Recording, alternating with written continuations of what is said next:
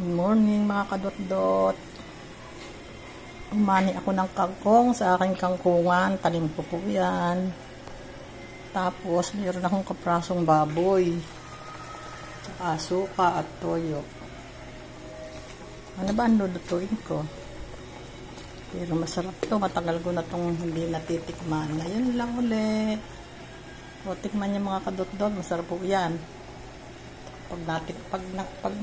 Pag nakita niyo yan, tsak natatakawin din kayo. Mga kadot-dot, salamat. Ayan o. Nagbabalik ang lolang gala. Dahil sa kangkong, nagbabalik ang lolang gala. Sarap. Sarap yan. Sariwan-sariwa ang kangkong. Bagong pitas.